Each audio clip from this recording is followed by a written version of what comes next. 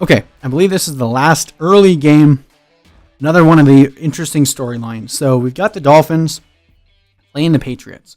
Dolphins completely revamped their team with, felt like 150 draft picks after trading everyone away last year. And it seems like they're going to be still not that competitive this year, but I think they're on the up and up.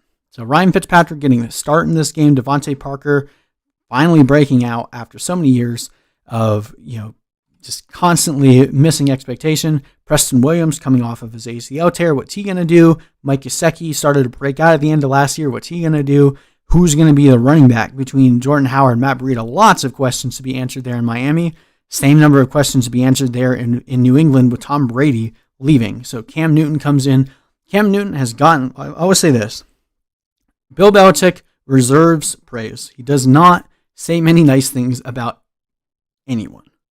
And the way that Bill Belichick has been talking up Cam Newton, either he is trying some weird scheme where he's just trying to motivate and encourage his team, and that's a bad sign, or Cam Newton is literally going to destroy the league this year. It's one or the other with Bill Belichick, right?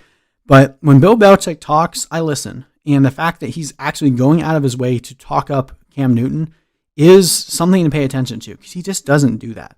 So this is going to be a very, very telling game right away. I don't think the Dolphins are that strong of a defense. So if the Patriots are going to be a good team this year, this is going to be a smash game for the Patriots. Right now, the over-under is low, 42, and the Patriots are slated to win by 6.5. So 18-24, Patriots winning that one is the implied point total. Last year, the Dolphins were abysmal against the wide receivers, not great against stopping the run or the quarterbacks, pretty decent at stopping tight ends. And last year, the Patriots defense they were the team, them and the Steelers were the team that you wanted to avoid playing starters against. And a lot of opt-outs this season. Stephon Gilmore is still there, but they did lose a lot of key pieces here. It's going to be really interesting to see if Bill Belichick is able to cobble together the players that he has left and still put together a dominant defense. I'm not expecting them to be nearly as good as they were last year, but they'll still probably be above average, because that's just what Bill Belichick seems to do, is take guys that you've never heard of and still find a way to make them amazing. So overall, I think the Patriots defense will be decent here, and I'm expecting Cam Newton to really give this team new life. So in terms of who we're starting in this game, I'm comfortable starting DeVante Parker. You drafted him to be a starter. Same thing. I'm not going to try to talk you out of taking guys that you drafted in the first 6 rounds and benching them.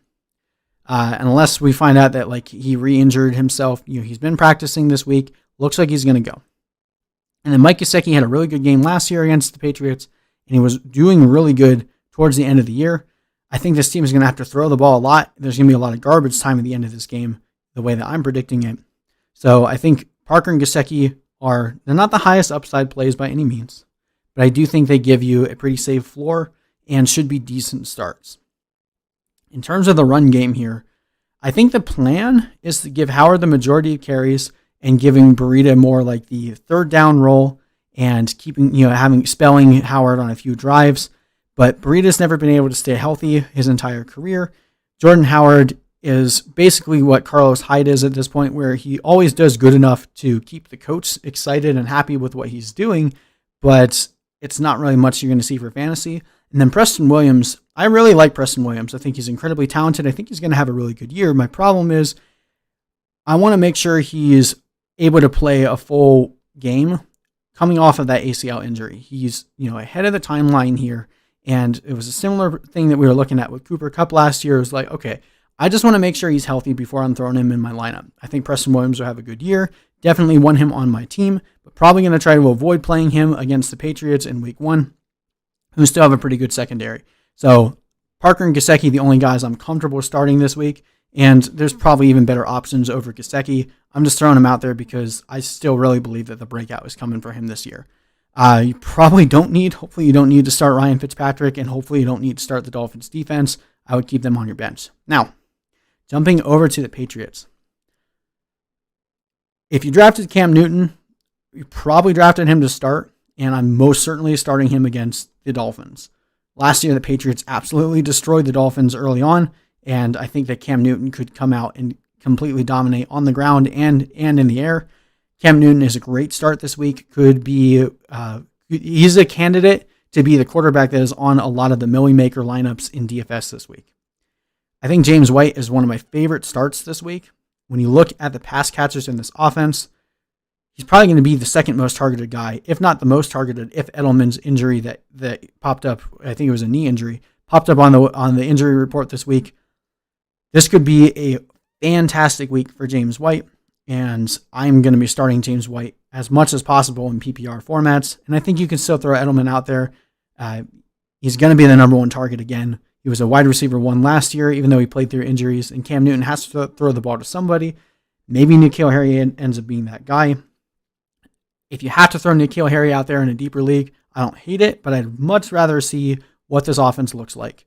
I want to start the people that I know are going to be involved, Cam, White, and Edelman. I want to play the waiting game on everyone else. Michel could have a decent game, but they could end up using Rex Burkhead a bit. J.J. Taylor there, they could end up using him a lot. You know Belichick's schemes. James White is going to get a lot of work in the passing game, and that's more consistent to me. I'd rather not run the risk with Michel, although if you have Michel and you need to start him, he's not the worst play this week. I think he ends up being okay. He looked so toast last year, and with already dealing with foot injury in the offseason, it's surprising that he was able to return, not even coming into pup. We haven't really heard anything positive about him in training camp, so I would avoid him if you can, but I understand the urge to start him against Dolphins, which is a good matchup to start Michel. I just avoid it. And then same thing with N'Keal Harry, up and down training camp. Maybe he ends up being the Kelvin Benjamin to Cam Newton, and he gets a lot of touchdowns this year. Great. If you have him on your bench and he blows up week 1, you won. That's great. That's fantastic. You can either trade him or you have a great asset for the rest of the year. But he has just as good of an opportunity of putting up 2 receptions for 10 yards in this game, and then you're disappointed. So I'm not going out of my way to start N'Keal Harry. And Patriots defense, I think, is still one of the better options this week. And obviously, we're not going to start any tight ends for the Patriots unless someone just breaks out all over the place.